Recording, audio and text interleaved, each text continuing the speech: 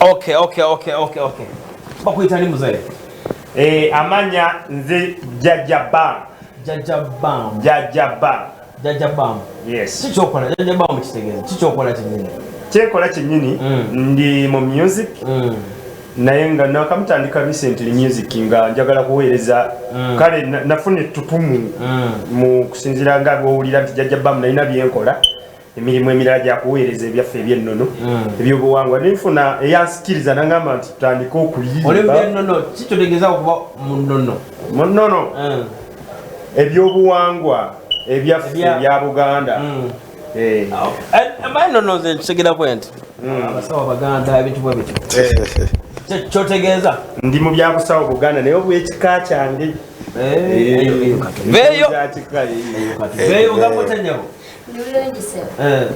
obulamu bulungi buza kuba kulaba abalabi ba ABS TV muna bawezezaako amanya nze Pels ndi muzanyi wa Comet ekibiina kyezanyira mbakita Icebreakers abatambuze yes Mountain Brigade muzunga buzunzi abatambuze kubanga bagenda okulamaga Icebreakers yes you do comedy ekago mukola tukola comedy ne friends yes kibiina kiri Icebreakers abatambuze tulina Facebook account na YouTube channel yes omukulu 14K Bwongo ensi yonna ekumanyi the fuse gwe tetukyakuanjula wano oli waka nina okweyanjula bagambe badde obuliridde by the way time ejo maze nga toliiwo nga toli wa manager Francis basayinize Fresh Kid awoze kati nso okulaba nti kati okomyewo obadde obuliridde ng'oli mu Tanzania I know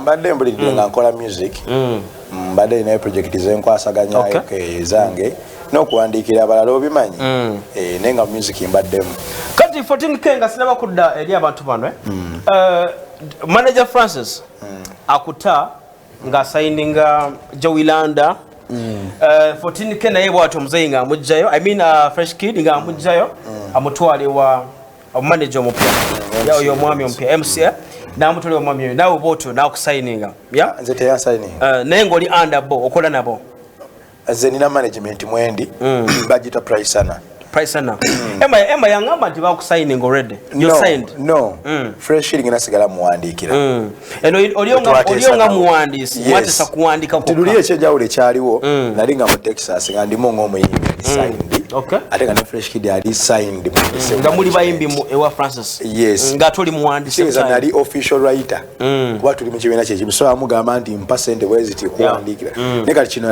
kati kiri out of management nina management yange gyenva ngena nempandikira omwana wano okolanga muwandiisi yes management empya eri omwana like omwana Fresh Kid management empya ne ya Francis eri badde we Texas njo like olaba emsana anayongera ku mwana ono ku mutino nga bwabadde namwongerako oba kiyinza okuddira gwe bwoba olaba in reality because you know manyi Francis bwakola omanyi nono bwakola ebbanga lyokoze naye osobola okumanya gwe ng'omuyimbi omanyi buli omu wali ali watuufu buli omu aba ne weaknesses ne singa MC ayongera amaanyi mukyalina okukola omanyi ne lava agirina kye namulayo kale ayagala omwana amwagala amusanze brand toyinza butayagala so alina kwongera amaanyi ate Fresh Kid wali si omuyimbi w'okusabirwa ennyo so yeetaaga kati serious promotion tuwakola project erina okuzanya yes sibino ebyaffe ani agenda obimukolera ani agenda obikola kyenjagala okumanya era still alina okukwatagana n'abali mu industry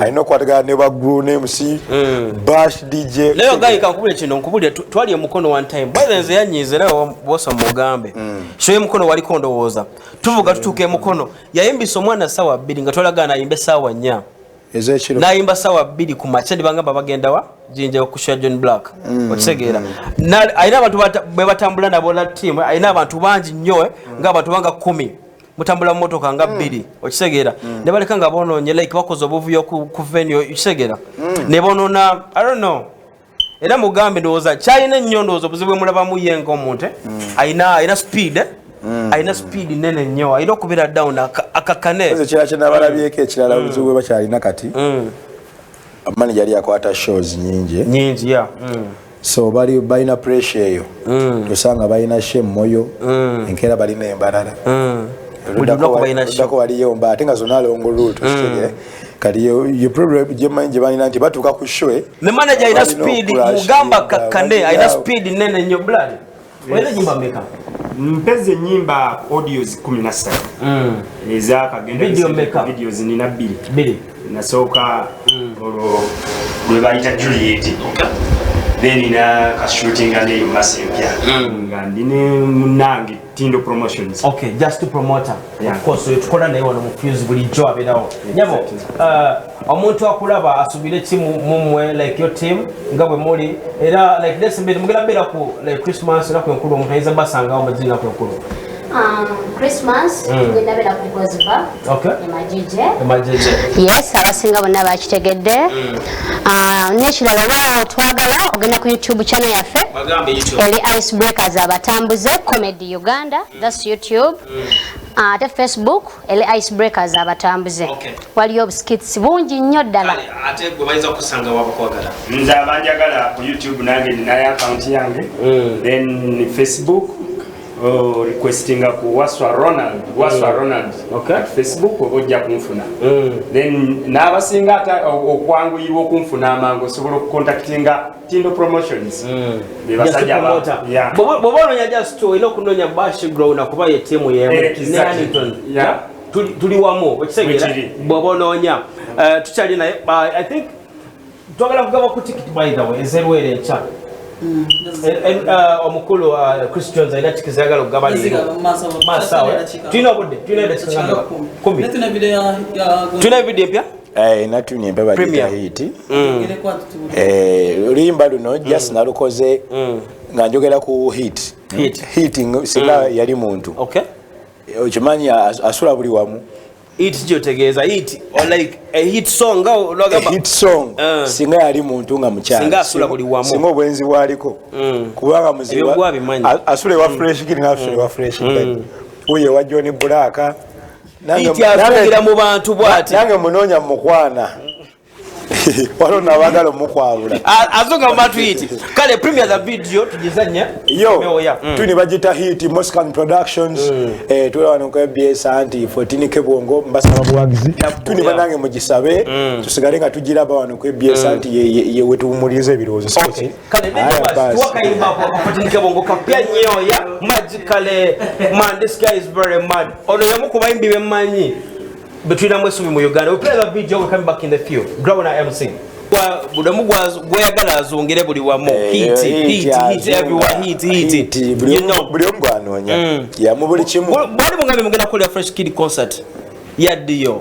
are we planning for the concert elio mwano yoba ya inokola by the concert guno mwaka ya nemugisazaamo asimanyi aliwo mukulu wejeze ensonga za manager ya zima mai wale ensonga ezimu mai wale bintu biroza nga sibe biba 14 kwa ensonga ezimu ze yalinga tayingiramu okay nga nina nange wenkoma so kati ensonga ezimu nga simanya ezo concert bichi ebe manager yababi eyo totuukayo video kijo ine empya jigamba abantu tujja kuba masa ondowooza masa byeduba tujizanya video chepya joina tusimula tugenda n'olugendo masi ddala luli olwatulagirwa jjukira biri ebyatugambwa omukwano gwa Namaddala gusaanamu amazima bagiyita mase eri ku YouTube eri ku YouTube gyeri ne ku Facebook kweri okay kale Christmas bakusangewa enaku zino ekkulu ogenda yimbirako sinafuna bivulu kuba sina manager okay kale ndowooza katubate tusembeyo ndowooza Bannayuganda mwenna bane mbasaba buwagizi bwammwe mutwagale Icebreakers tuyina baskits obulungi tebwesitaza obulaba n'omwana we n'omutwe gwe yagadde mugende musubscribinge ku YouTube channel yaffe nabagambye Icebreakers abatambuze Comedy Uganda.